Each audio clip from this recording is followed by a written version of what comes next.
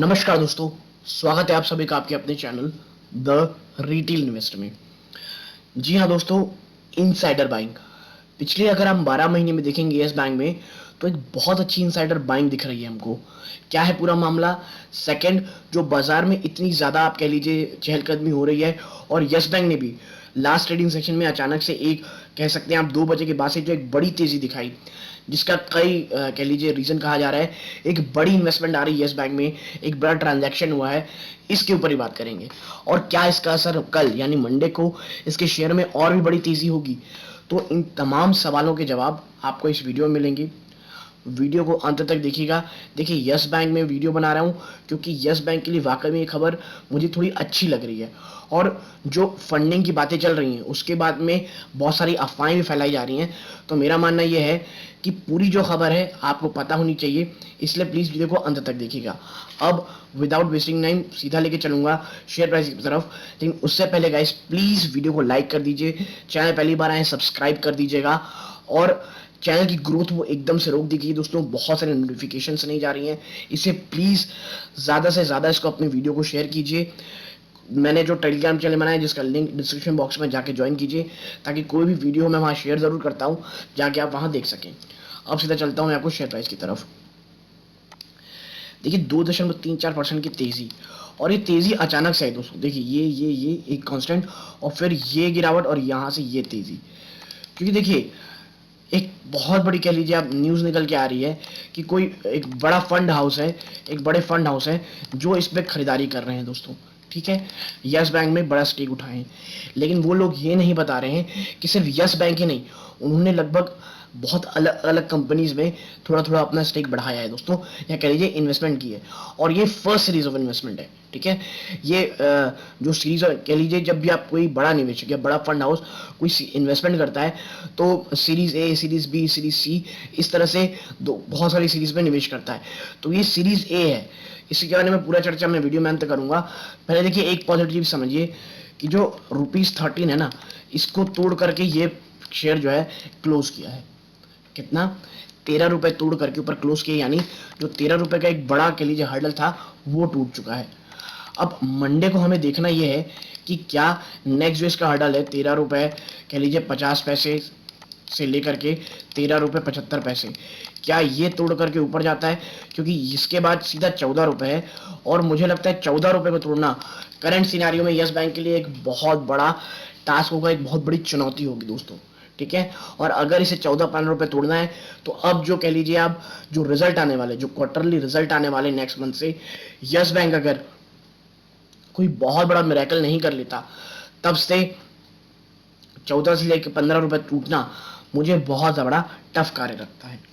ठीक है, अब बात करते हैं भाई न्यूज़ की, कि न्यूज़ क्या है। आप देखें इधर, American investment adviser picks stake in 19 companies. जो अमेरिकन इन्वेस्टमेंट एडवाइजर है दोस्तों, उसने 19 अलग अलग कंपनियों में निवेश किया है।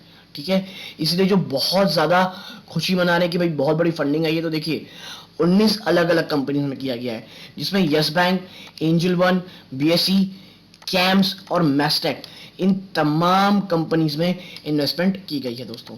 ठीक है, तो जो जिनके पास कैम्स भी है, बीएसई है, उनके लिए भी एक काफ़ी अच्छी आप कह सकते हैं न्यूज़ है ये।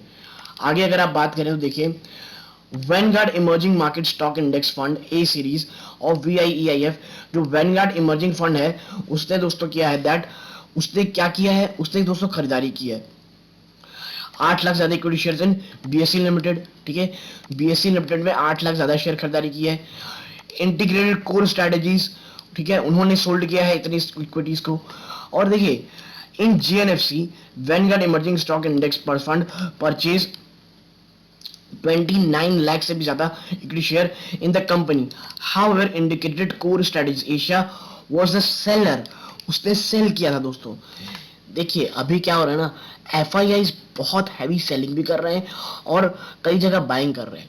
तो जो ये पर्टिकुलर जो इंडेक्स फंड है दोस्तों, ये आप कह सकते हैं कि जो पर्टिकुलर इन्वेस्टमेंट फंड है, अमेरिकन फंड, उसने 19 अलग अलग कंपनीज में खरीदारी की है और बेचा भी है।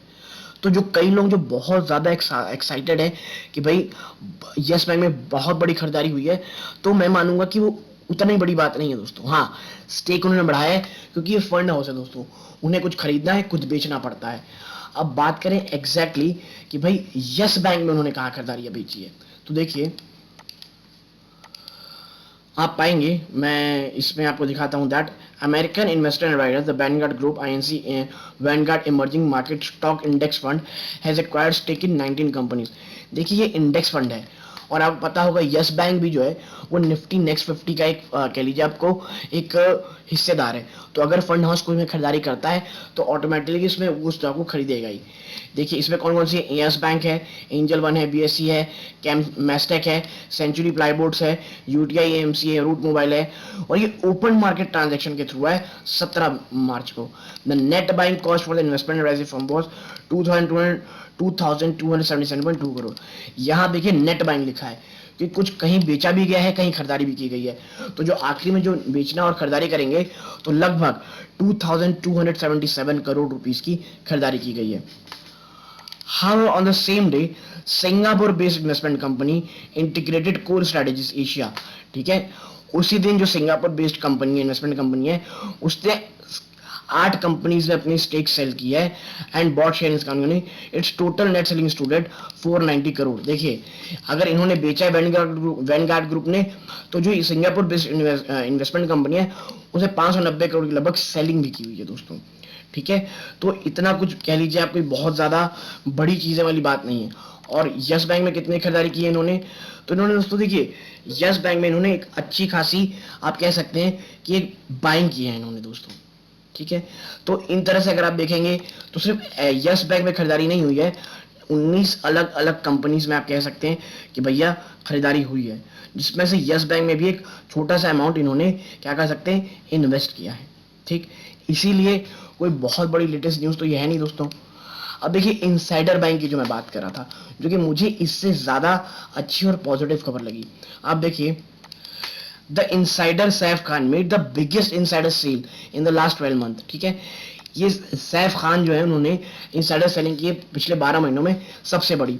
That single transaction for 2.4 million rupees worth of share at price of 11.95 each.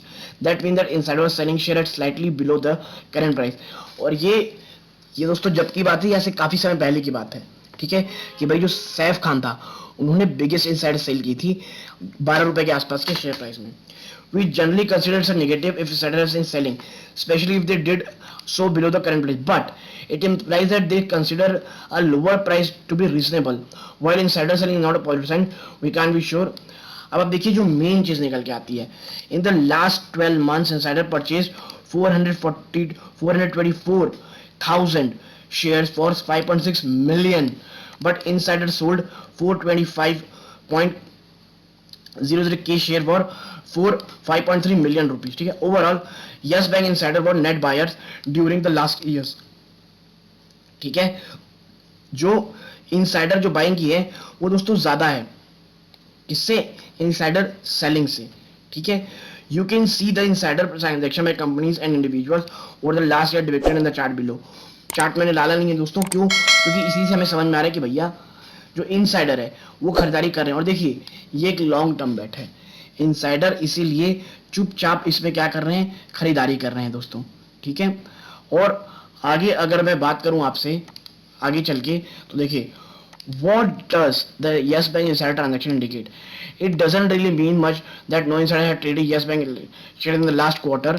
देखिए एक चीज अच्छी है कि पिछले लास्ट क्वार्टर में कोई भी सेलिंग बाइंग नहीं है, but on a brighter note the transaction of the last year are encouraging.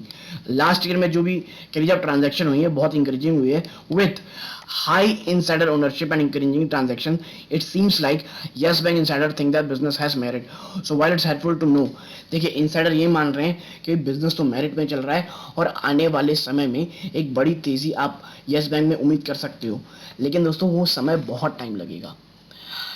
आप देख रहे होंगे जो इंसाइडर बाइंग और सेलिंग भी हुई है, कोई बहुत ज्यादा बड़ा डिफरेंस नहीं है। इनसाइडर बाइंग कर रहे हैं, ये बहुत पॉजिटिव चीज है। लास्ट क्वार्टर में कोई भी आपके लिए सेलिंग भी नहीं हुई है, और मुझे लगता है अगर आप यस बैंक में निवेश कर रहे हैं प्लीज होराइजन लंबा रखिए। जो अभी इन्वेस्टमेंट की जो बड़ी न्यूज़ निकल के आ रही हैं उसमें भी कोई बहुत बड़ा ट्रांजैक्शन यस बैंक में नहीं हुआ है, तो कोई बहुत एंथुसियास्टिक मत होइए, लेकिन हाँ पॉजिटिव रहने की बात ज़रूर है। कंपनी बहुत अच्छा कर रही है, बैंक कोशिश कर रही है वापस से पटरी पे आने की, और देखिए उस चीज़ को रिफ्लेक्ट होने में यस बैंक के शेयर में काफ़ी समय लगेगा दोस्तों। तो अगर आपको पूरा ये वीडियो पसंद आया, प्लीज़ वीडियो को लाइक कीजिए, चैनल पहली बार आए सब्सक्राइब कीजिएगा। यहाँ तक जुड़े रहने के लिए धन्यवाद। ये वीडियो का अंत है। जय हिंद दोस्तों।